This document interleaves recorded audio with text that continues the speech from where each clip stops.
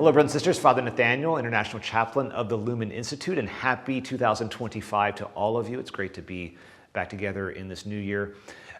As typical this time of year, we speak of New Year's resolutions, and we could, of course, talk about losing weight, new exercise programs, spending more time with family and friends, a more balanced work life, you name it. There's all kinds of New Year's resolutions, but as we talked about, and you probably heard, we are beginning the Jubilee year of 2025, which the church has dedicated to the virtue of hope.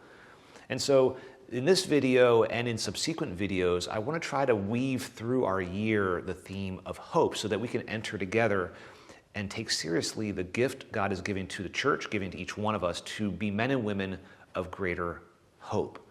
And so in that light, my overall recommendation for your New Year's resolutions is that you ask for an increase in hope in your life and that you seek to grow in hope in this new year, especially as we start this new year in January. So just reiterating the letter you've probably already seen and that we're sending out in the newsletter about hope, the church recommends a Jubilee year as a time of pilgrimage, as a time of renewal, as a time of setting things right with God, of letting mercy flow into your life and to other people's lives. And so for that, we need hope.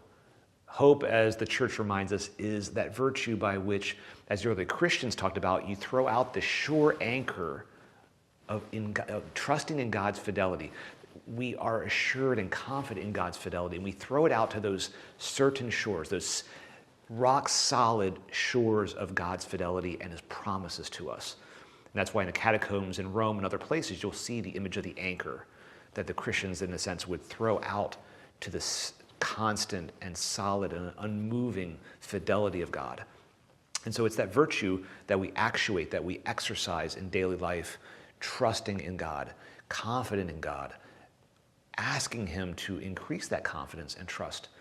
And so as we go into this Jubilee year, whether it's talking about your work life, whether it's talking about your family life, and most importantly, about your relationship with the Lord Himself, ask yourself, ask Him, Lord, reveal to me where I am not trusting You. Where am I not hopeful in Your promises? Where do I feel like I'm stuck? Where am I impatient? Where am I not waiting for Your promises to be fulfilled? Where am I doubting Your promises to me? I've heard about the great things You've done in other people's lives. What about my life? What about our church today?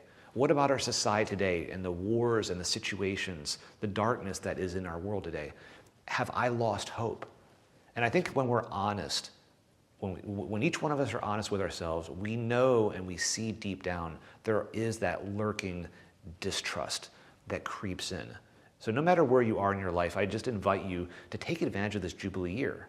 Maybe a time of prayer, yes, and we're going to talk about that next month, about a little bit more about prayer and going into the Lenten season, but also a time of pilgrimage, a time of journeying outside of ourselves to go beyond where we are. The church recommends in a Jubilee year also to make a physical pilgrimage, if not to Rome or the Holy Land, certainly to your local cathedral, or the church is designated by your local church as a place to celebrate the Jubilee year. So I'm praying for you. I'm praying that God increase your hope and that you and your family become ambassadors of hope to a world that has lost hope in so many ways. May God bless you, and look forward to see you next month. Take care.